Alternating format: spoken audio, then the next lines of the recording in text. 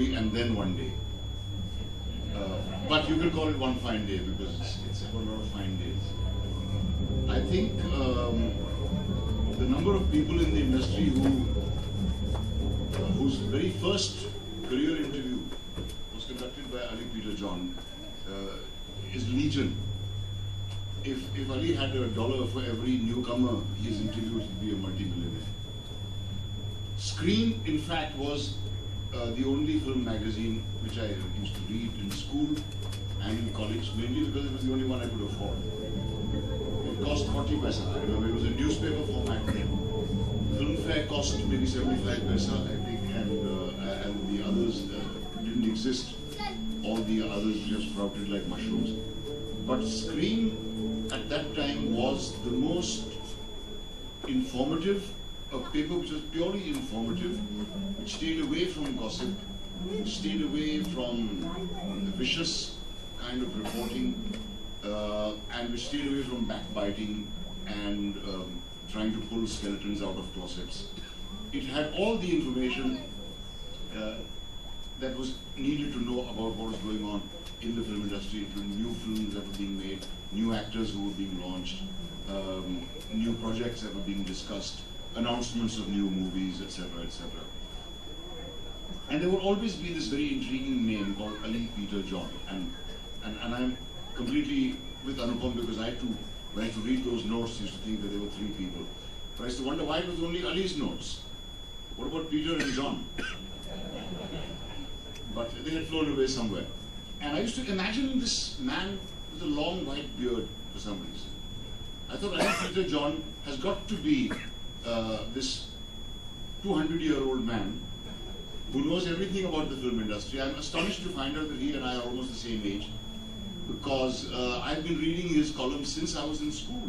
And I think Ali is hiding a few years somewhere. No, nobody admits it. But anyway, we'll let that pass. But my first interview in the film industry too was given to Mr. Ali Peter John. One of my son's first interviews was conducted by Ali Peter John. And I am totally on the same page with Anupam, where he says that Ali is a man who has probably never written a negative thing about anybody. He is never a journalist who took advantage of the fact that his pen was mightier than anything else that could be said, to run down people, to settle personal scores, to be malicious about anybody. He has truly been a stalwart of the film industry, as much as any of the filmmakers who have been around, or others who have served the industry for 40 and 50 years. Ali Peter John is very much, in my book, belongs in that category.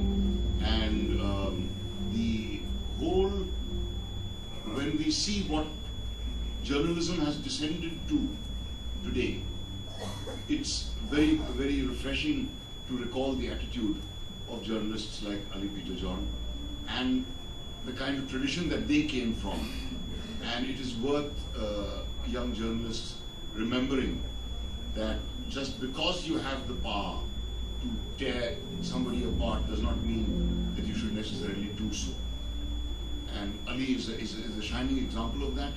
May his pen live forever, and may he continue to write compassionate, helpful, informative articles about the film people who he has very quietly and very unobtrusively observed in his many years in the film industry.